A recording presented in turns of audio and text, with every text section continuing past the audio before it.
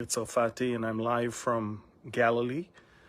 And I'm sure that many of you have already heard about, this whole anti-missionary legislation and all the fear that people thought that nobody will ever be able to share the gospel in Israel, Anyway, I would like to update you about that, but more so, I would like to update you about something much, much more important and much bigger than this. So I'll let you have a few seconds. But again, these are breaking news for two reasons.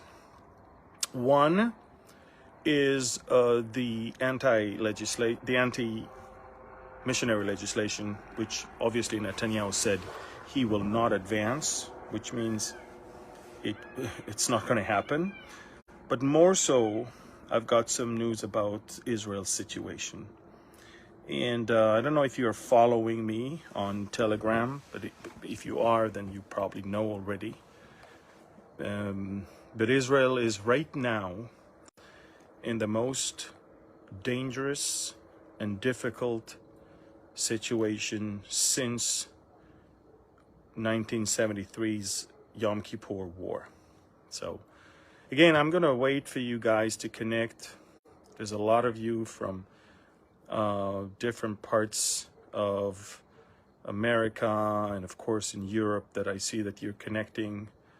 I'm happy to see you. People from Missouri, from Australia, I see.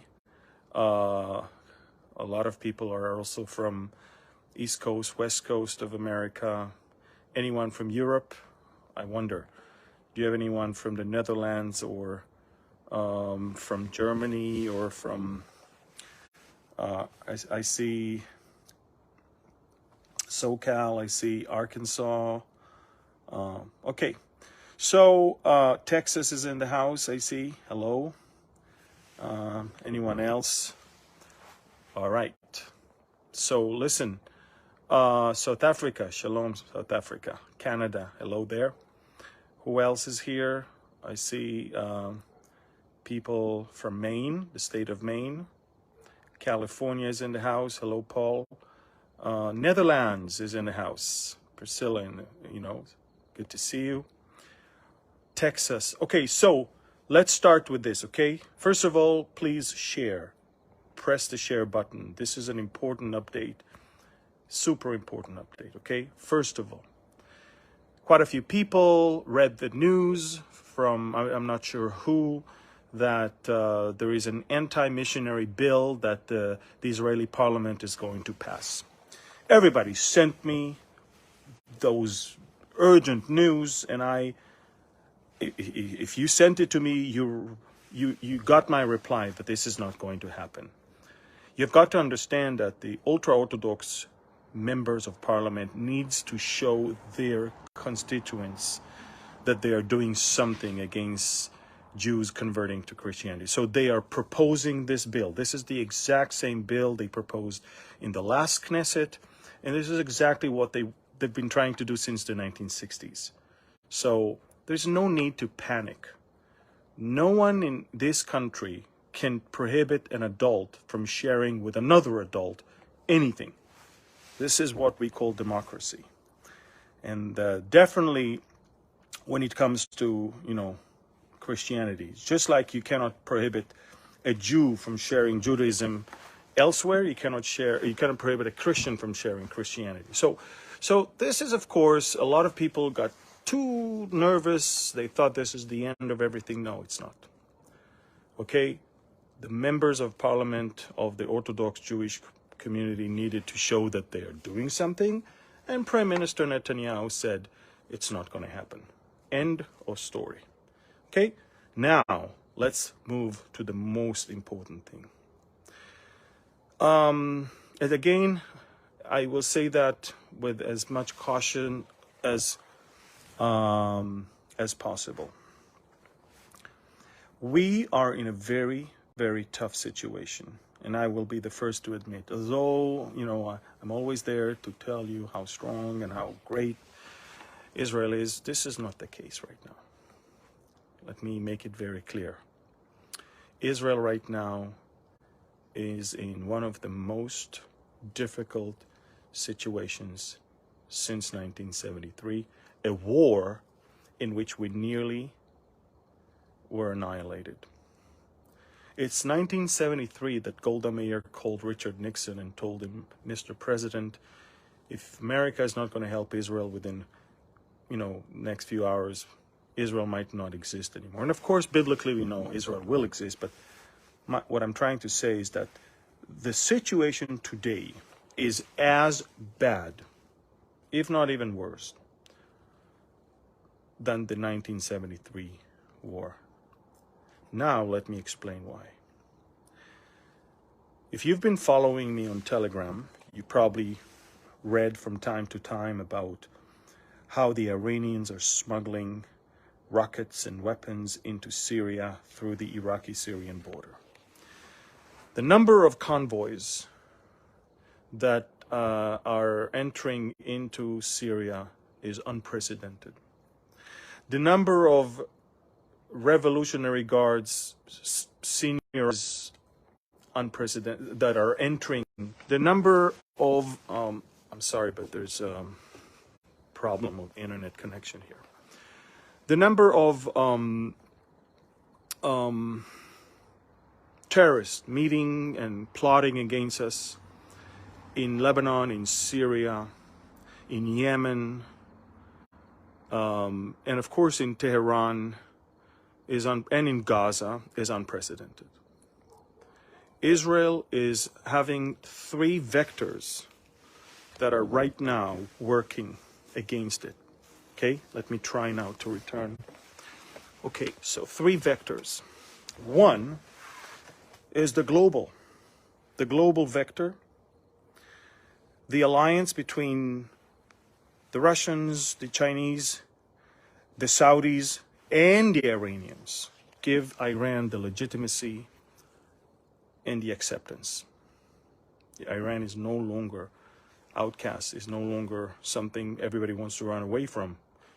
Everybody's now running towards the Iranians. That's the first thing. The second thing is the regional vector. All the proxies all around us are arming themselves to their teeth, and they're emboldened by what they see in Israel, and that's the third vector.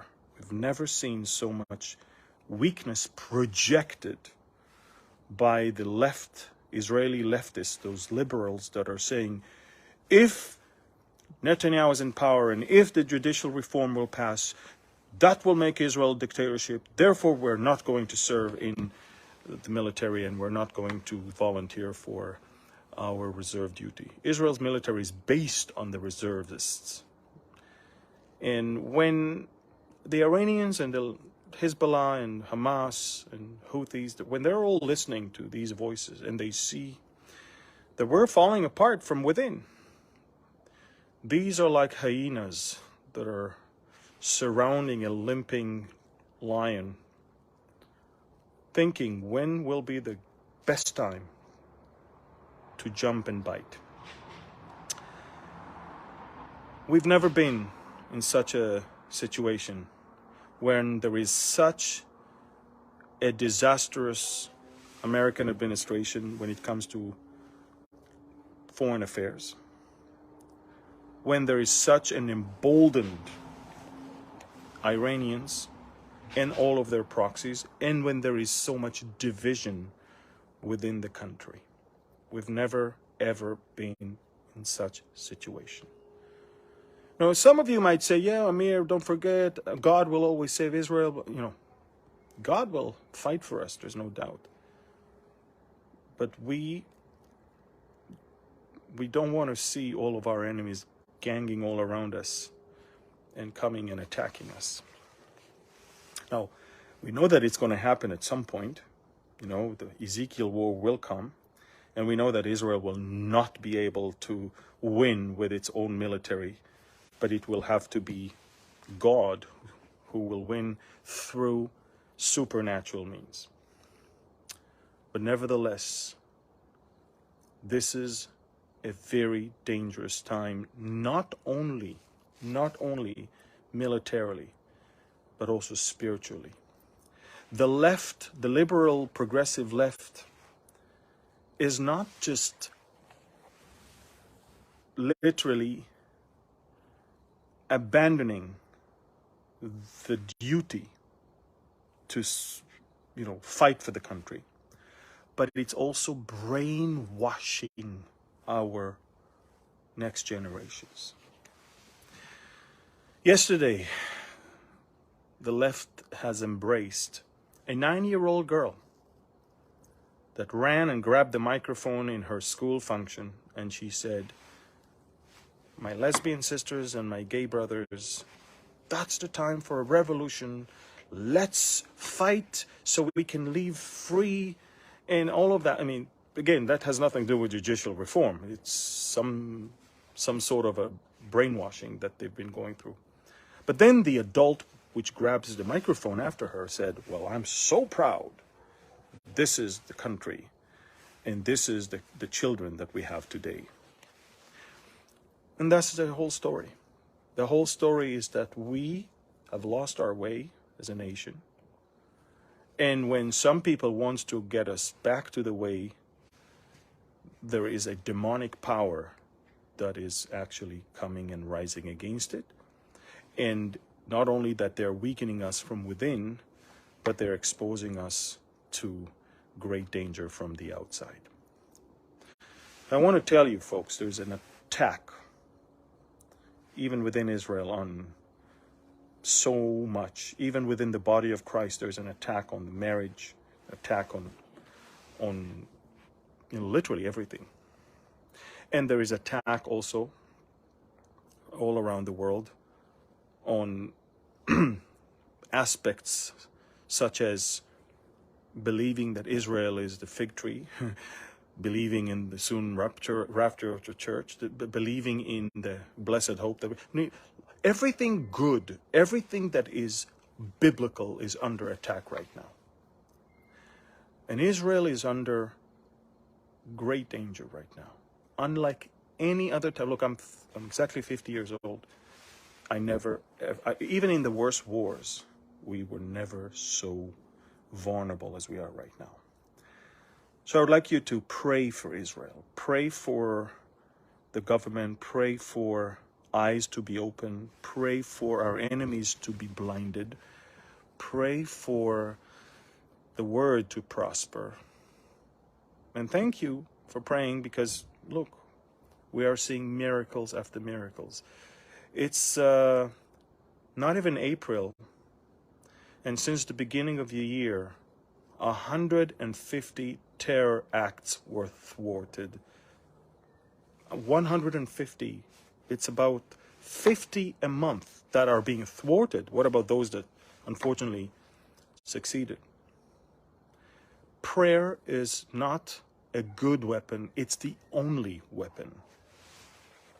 And I call all of you to use it, okay? I'm telling you, I don't remember this country being so attacked from outside and from inside. Eventually, it will come to a blow-up. And I'm not sure if it's going to be the Ezekiel war or maybe something even earlier than that. But I will tell you that prayer matters and works. So I'm here to tell you, more than ever before in your life, pray for Israel. Pray for the peace of Jerusalem. Pray for the salvation of the Jews. Pray for eyes of so many that are looking and searching. Pray that their eyes will be open. Pray that throughout all of this, the enemy is going to be defeated. And pray that truth and righteousness will prevail. Look, I'm not naive. I know exactly that eventually Israel will be so blind to accept the Antichrist as Messiah. And I know that at least 2/3 of them are going to follow him and even receive the mark, because Zechariah 13 says that 2/3 will perish, and only the last 30 will bring through the fire and refine them and purify them. That's the Israel that will be saved when Jesus returns at the end of the tribulation. So there's so much that is going on, so much to pray for. please pray, okay? Please share this right now.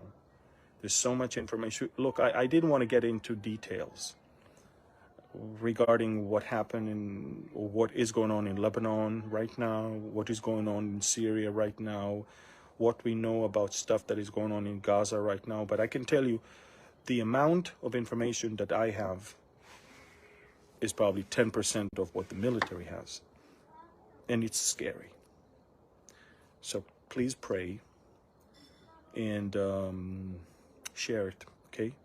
Thank you and God.